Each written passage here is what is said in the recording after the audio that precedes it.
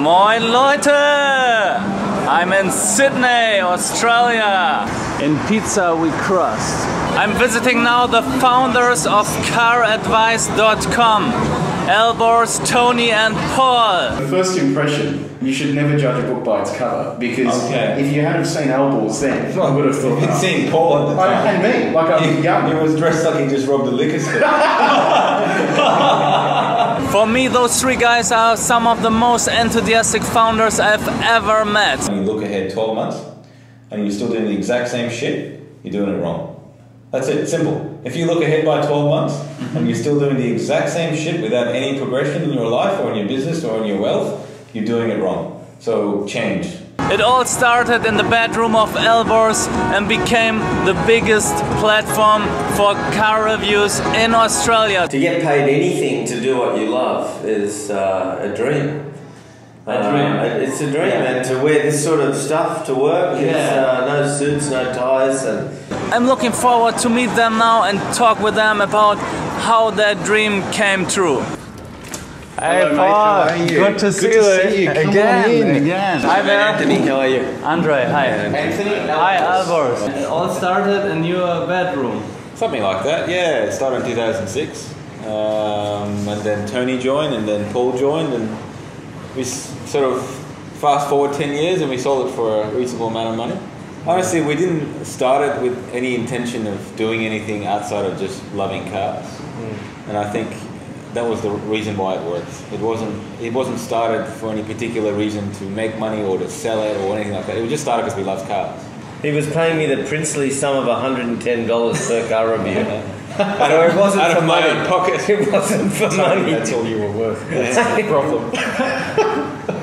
No, you know the difference is back when CarAdvice was young, a lot of the competitors in that field were not bothering with online reviews, and the thing that we found was a lot of the competitors were printing their reviews in line with deadlines for newspaper, and the newspaper deadline might be a week in advance, whereas what CarAdvice was able to do was publish reviews with unique photos. And really on time. Well, Immediately. Yes.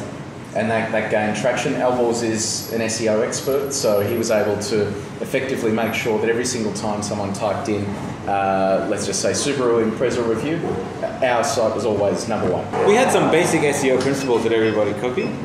Like, believe it or not, most of our competitors didn't even have the name of the car in the title. Like basic stuff like that you would now laugh at. But when we started, no one grasped the basic concepts, and I had to keep telling all of these guys that worked for us that came from different publications, year, make, model. We actually started that syntax, which is now so popular, like year, make, model review, year, make, model specification, year, make, all that stuff started from us. I got to tell you, it was a struggle for the first 5 years. For the first 5 years, we didn't take a salary at all. We made no money. We had to support ourselves in the business, and many times the 100-year-old competitive media companies would talk bad stuff about us, but to the car manufacturers, said you shouldn't be giving cars to these guys, they're just cowboys. So we had to struggle with a lot of negativity, and but you know what, that didn't faze us at all. We heard that, but we just ignored it. CarAdvice was the 17th business I started in my life. 17th? The 17th business I started, so I was very good at failing, which is why I like your shirt. So So I'm a big believer in failure before succeeding. I think it's pretty important. I've had a few, like Tony, had some few successes in the past, but nothing to the extent of CarAdvice. Nothing mentionable. Nothing this big, nothing for 60 mil sort of thing. But so it taught me a lot of lessons about what to do online and what not to do online. So when CarAdvice was started, like there was a cross point where I had a full-time job in IT. And there was a month where I actually made more money just running Google AdSense on CarAdvice than I was making working full-time in IT. And I thought, right, I think that's a good sign. We made some unfortunate decisions, took on some investors that we shouldn't have around that time to give us extra surety. And how many years after starting CarAdvice it was that the income from... 6 months. 6 months? 6 months, yeah.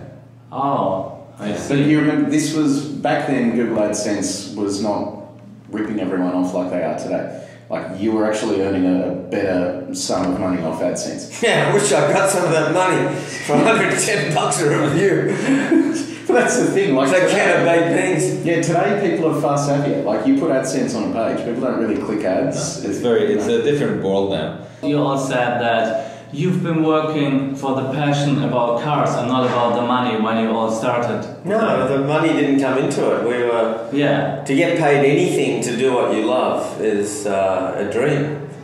It's a dream, and to wear this sort of stuff to work, no suits, no ties, and you know we have very flexible work hours. Well, can I say we had aside from Elbows, you worked in like media. I was in media before with advertising. I worked in engineering. Yeah, I found it not depressing, but I hated having to be there at a certain time, never being able to leave, having to wear.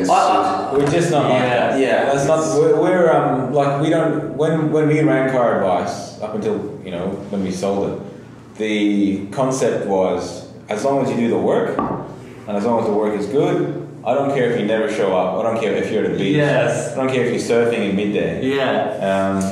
Which is what Tony was saying. Or you work. One of the great successes of CarAdvice was the mindset of the people that most people had to love cars. Obviously, you've got to share that passion, right? All the first people you hired, they all were passionate about cars. Love cars. Even the sales guys love cars, right? It's very important to for them to be able to sell our content.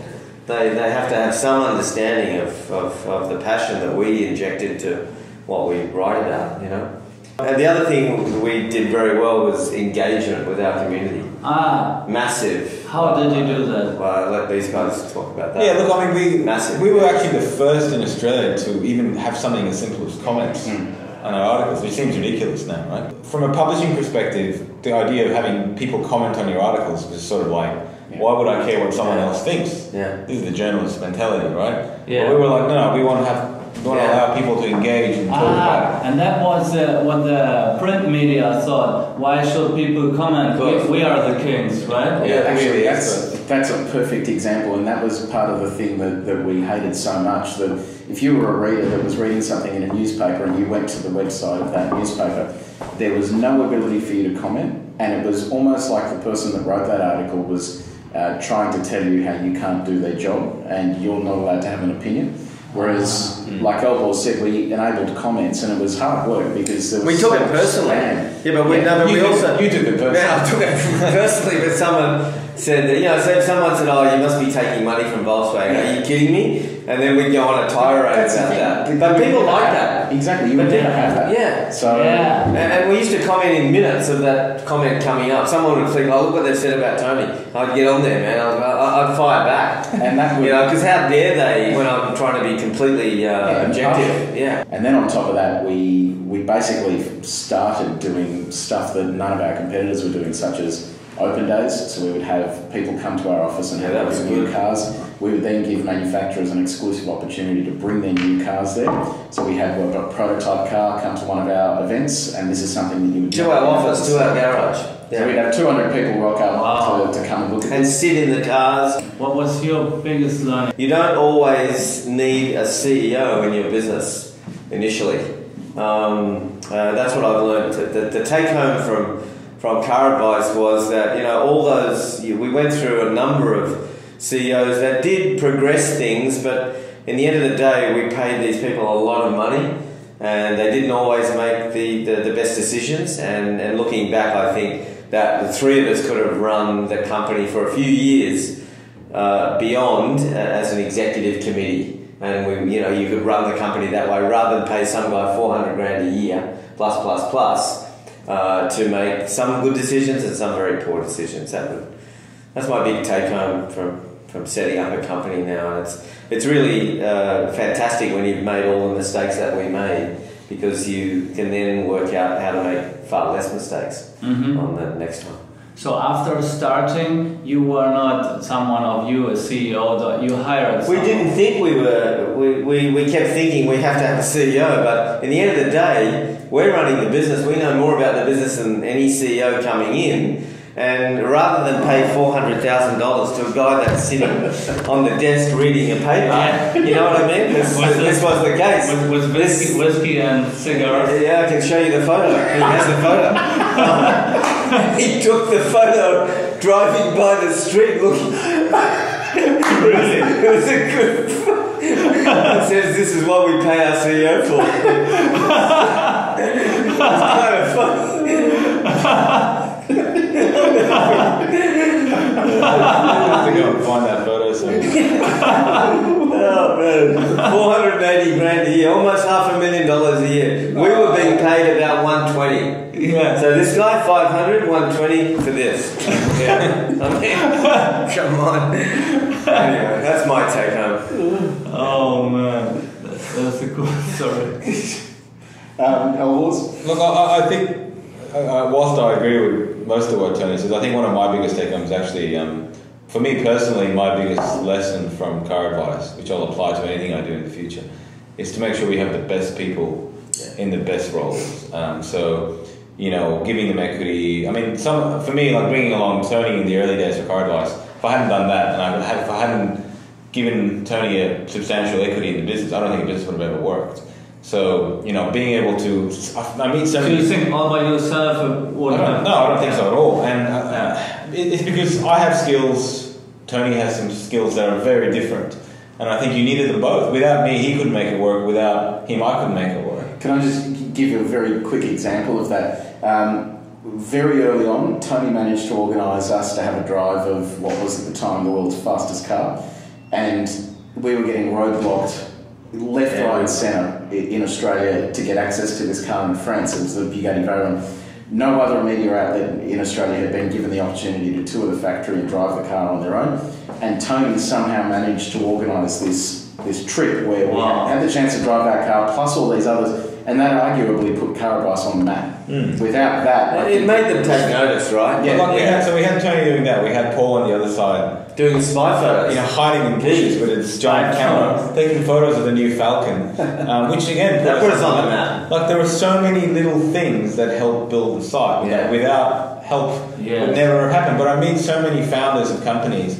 And they're like, I always ask them, my number one question is, because you know, I lecture on entrepreneurship, I do a lot of judging for startups. My first question to everyone is, what is the share structure of your business? And if they say, oh, I own 100%, I go, well, you're fucked. Honestly, you're fucked, because if you have no other person with a vested interest in your company who's there to make it work because they feel like they own some of it, it's finished. You're not going to make it work. It's not going to happen. It's very rare that a company starts with a single founder owning 100%. Well, you can't name any of them. You can't name any, Apple or even Microsoft. None of them, really. It's all multiple founders. It's all been multiple people. So that's been my biggest lesson was I'm not afraid to give equity to the right people to come on board because I need them to work and I need them to believe in what we're trying to do. So, you know, we learned early on, and I know Tony said we could run a company, and he's right, we could, but we were focused so hard on the content. We just made a mistake of getting the wrong people. It wasn't that we It wasn't that we didn't need those people. We just in the early days got some people that were just the wrong person for the job. But you know, when we put in the right people in sales, when we put in the right people as CEO, when we put in the right people in all these different categories, it really started to take off. So you know, we've sort of I personally learned a lot about putting the right person in the right place with the right amount of equity in the business or incentives to help them grow the business. So you started all this, then you came on board, Tony, and then Paul, right? Yeah, yes. And from the beginning, what was the share structure of CarAdvice? It was 100% me. Yeah. I wish it was still 100% me. I actually, in retrospect, he says I could have got a lot more equity. But I was talking to a friend of mine, and I said, listen, I'm going to meet this guy. I don't think you know shit about business, but I said, look, I'm going to be doing a lot of the work initially.